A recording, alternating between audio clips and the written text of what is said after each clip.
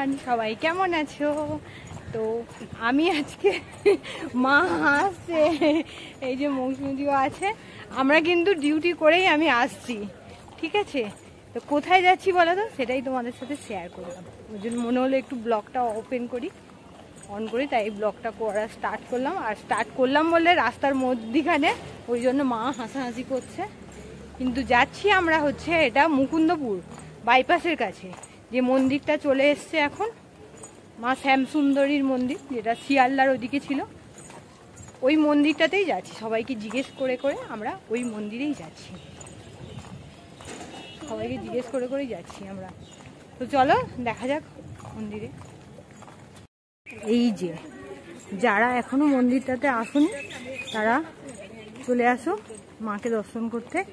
এটা হচ্ছে আমরা বাইপাসের কাছে, আইএমএস কলেজ আছে, বাইপাসের কাছে নেমে রাস্তাটা ক্রস করেই আইএমএস কলেজের, ম্যানেজমেন্ট কলেজের পাশ থেকেই সোজা যাচ্ছি আর কি। আমরাও সবাইকে জিজ্ঞেস করেই যাচ্ছি।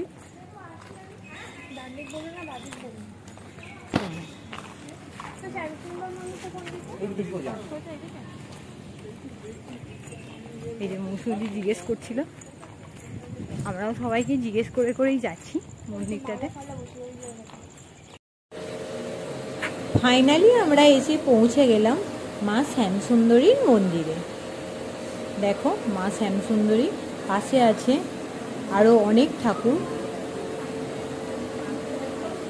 সুভদ্রা, বলরাম, জগন্নাথ আছে, পাশে অনেক ঠাকুর আছে। মা শ্যামসুন্দরী মন্দির, শুনেছি মা নাকি চালকলাতেই তুষ্ট, চালকলা দিয়ে মাকে পুজো করা হয়।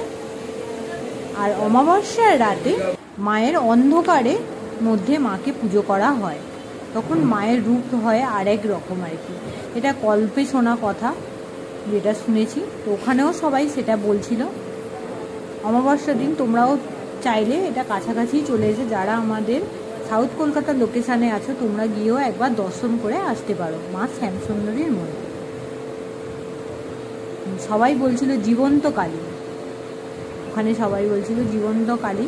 অমাবস্যার রাতে মাকে অন্ধকারের মধ্যে নাকি পুজো করা হয়।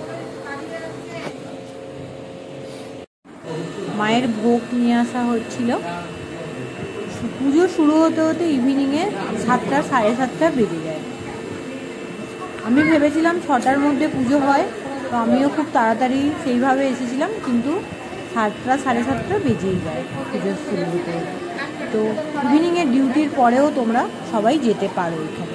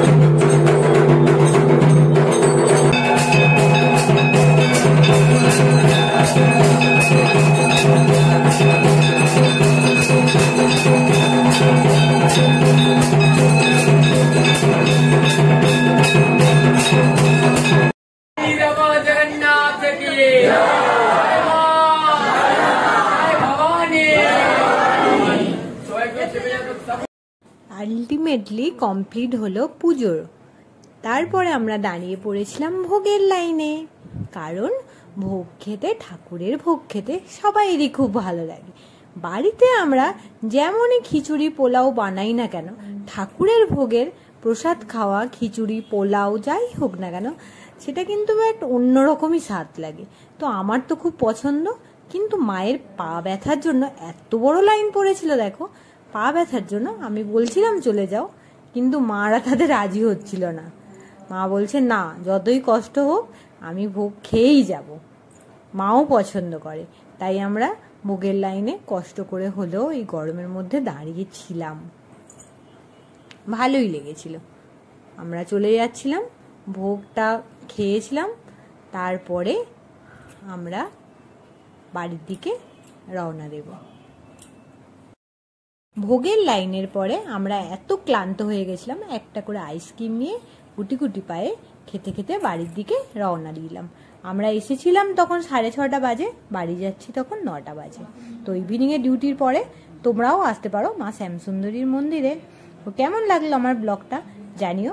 যারা এখনও সাবস্ক্রাইব করতে বাকি আছো প্লিজ সাবস্ক্রাইব করে দিও, আর দেখতে থাকো আমার চ্যানেল এলাডিং বেলাডিং।